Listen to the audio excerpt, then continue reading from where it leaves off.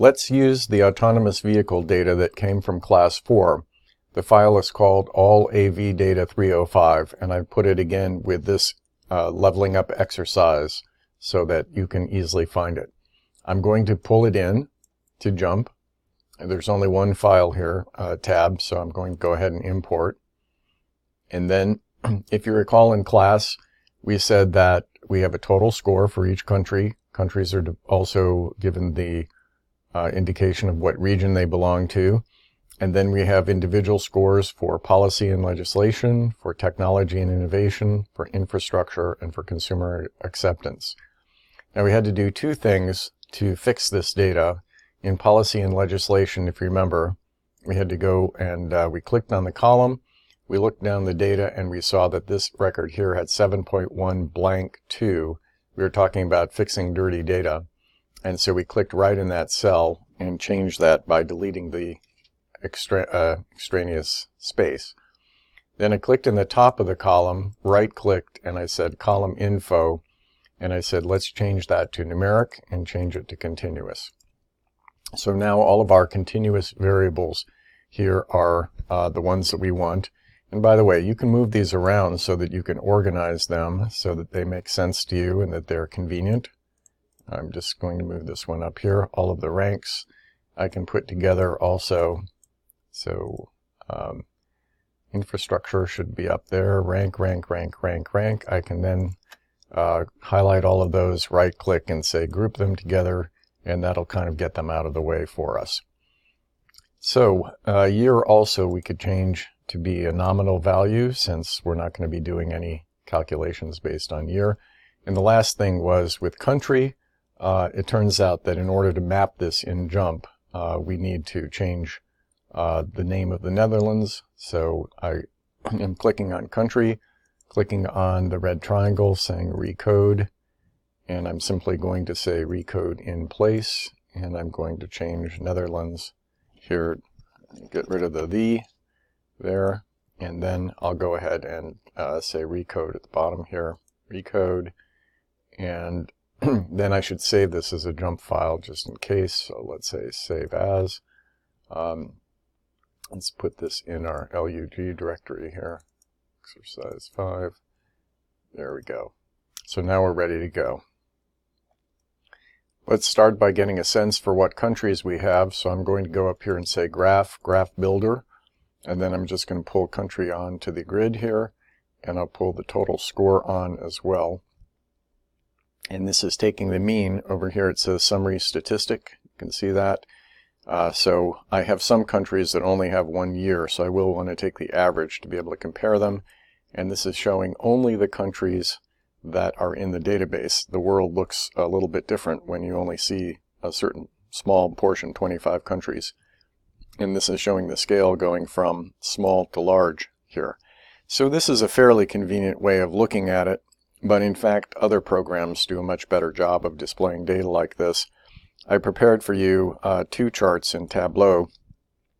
The first chart is showing what we just looked at, and this is the KPMG autonomous vehicles data average total score, showing a scale from 6.51 all the way up to 26.39, and it's colored the countries by the score that they have. So for example, Russia has 7.82, the US has 21 point, or Canada, US 23.67, and all the rest of the countries are visible, so you get a much better sense of the world. And then just in case you were wondering about what are the OECD income levels or the World Bank income levels that we'll use later, this is how the world looks by various different income level. For example, the US is the highest level of high-income OECD standard, whereas China is the upper middle income by a standard that's scale that's a little bit less than the OECD scale. And you can see how the rest of the world stacks up according to the World Bank. I'm back to our JUMP data table at this point, and what we would like to do is see how these 4 constituents of the total score, that is to say policy, technology, consumer acceptance, and infrastructure, these 4 that I've just highlighted here, how are they all related to each other? So we're going to look for a correlation between them and see how strong that correlation may be. Now, at the outset, I should say that this data is not a 2R sample. In fact, this data is manufactured data based on a lot of other factors that go into estimating these scores. So there's nothing random about it, and the 25 countries that were chosen were not chosen randomly, but probably because those were the ones that were doing anything with autonomous vehicles. Nevertheless, in this lab, we will assume or act as if this is a 2R sample just for illustrative purposes. So what I'm going to do to look at correlations is I'm going to say analyze, and I'm going to go to multivariate methods and multivariate. So this, again, remember in JUMP, you can always see what the menus do if you highlight them and see what pops up in the cursor. So I'm going to click on the multivariate. I'm going to put these 4 in the Y columns. We're doing only Y columns because, as you recall, we don't know what might be in X. We don't know which of these might be causing the others, so we are assuming no relationship between them. So notice down here it says estimation method default in matrix format square. I'm going to go ahead and click on this. I'm going to show you that the first thing it comes up with is a scatter plot matrix that shows all of the combinations of the 4 variables, but it also shows you them going down and going across. This is rather tricky to read, and up here we get correlation coefficients that are estimated by a row-wise method, which is a little bit less widely used than the pairwise method. At least the pairwise method is used to do the calculations of p-values. So I'm going to actually close this out. I'm going to go back to Analyze, Multivariate Methods, Multivariate, move these back in, and this time I'm going to change the estimation method to pairwise, and I'm going to change the matrix format to lower triangle, and I suggest that you do this each time you use correlation just for convenience. And then I'll click on OK again, and now I just have my scatter plot matrix here with just the lower half so that I have one combination of each of the variables here rather than having 2 combinations. That kind of reverses the way the axes go. Up here I have the actual correlation coefficients. Now notice that I can expand this out a little bit or a lot, depending on how big my screen is, and that gives me a much better idea of what's actually going on. And then here I can put the correlation coefficient right on here. Let's see, show correlations. And so which of these would you think is the correlation that is the weakest, and which is the correlation that you think is the strongest? If this truly was a 2R sample, then remember we would be saying that these points represent a sample, and we're actually trying to find out how well this represents the total population, which means that we need to look at some form of an estimate of how reliable this correlation coefficient actually is. And so what we can do, if we were doing that statistical test, we could go up here to the scatter plot matrix. We could go up here to the top triangle here, and we could say, give me the confidence interval of correlations. This is a very simple way to see what is the 95% confidence interval of this estimate of the correlation coefficient here. So if we took this top one here, we would say that 95% of the time for technology and innovation to policy and legislation, the correlation would fall somewhere between 0.56 and 0.84.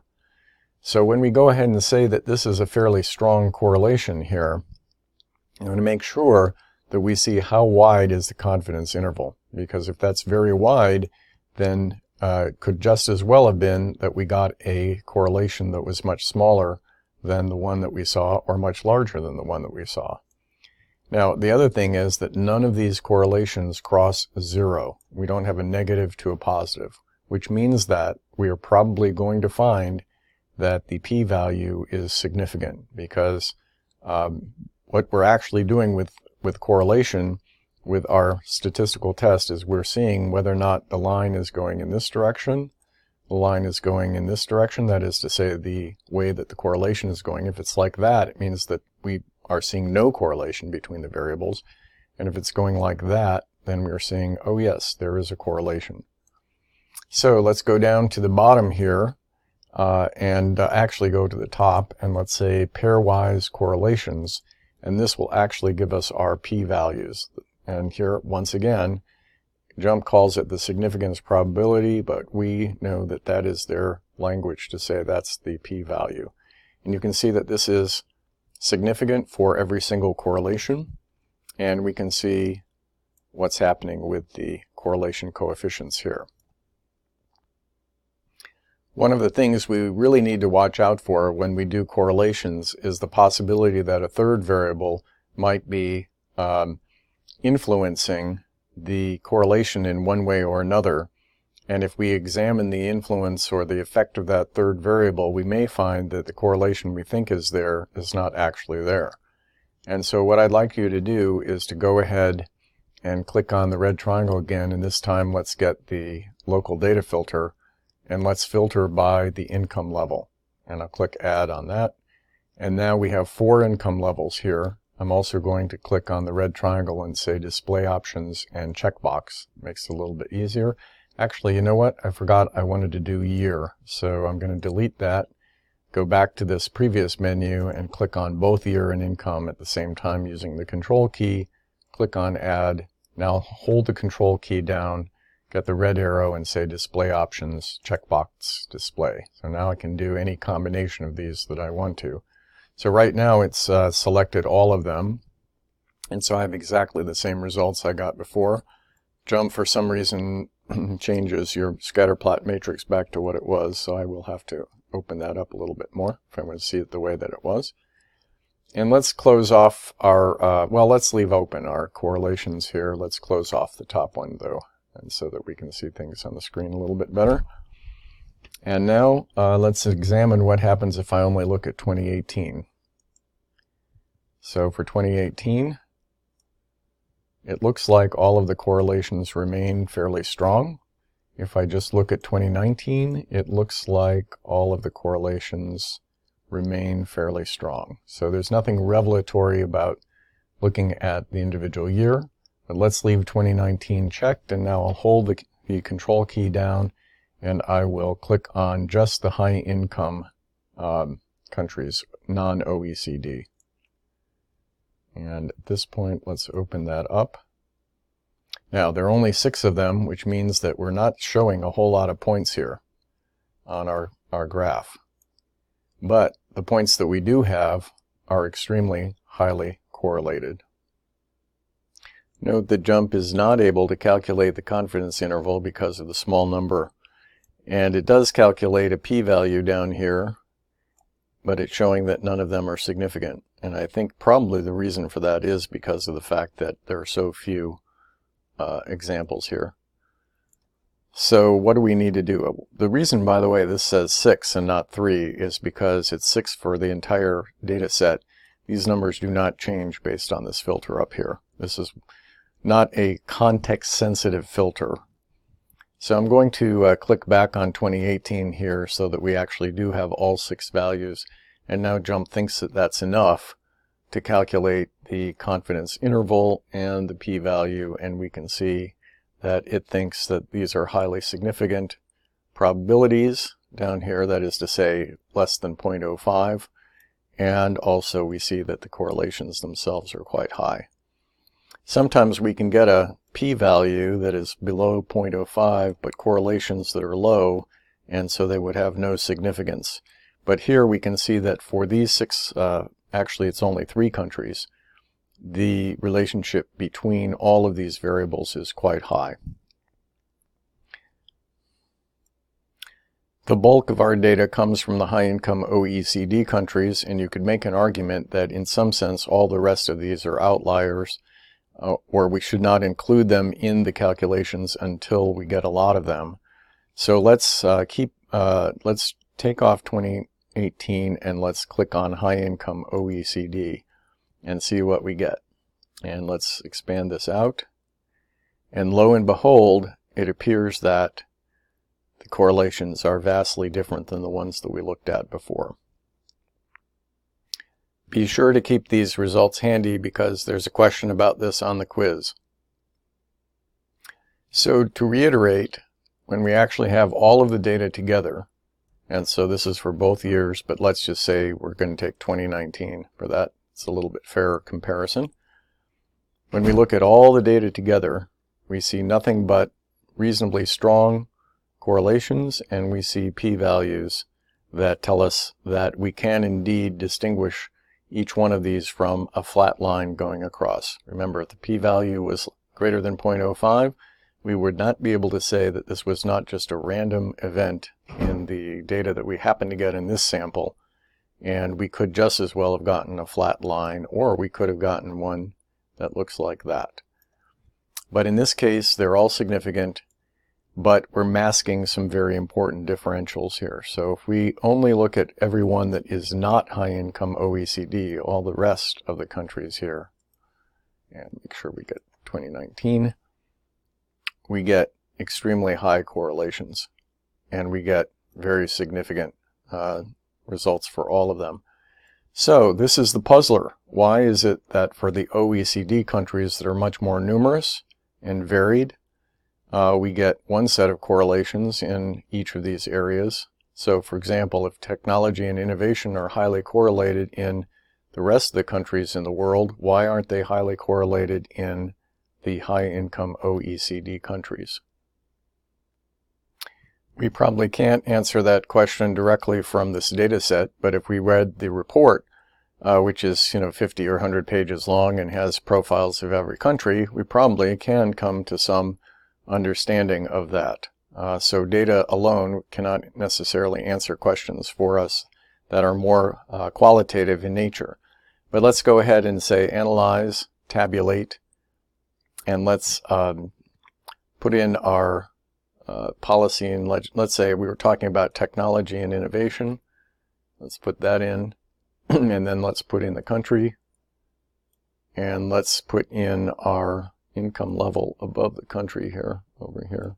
So we've got them all divided by income level, and then let's get our, let's see, so this is the sum right now. We want to get the average of technology and innovation score.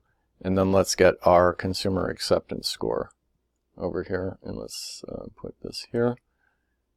And then let's also make that the average over here. Okay.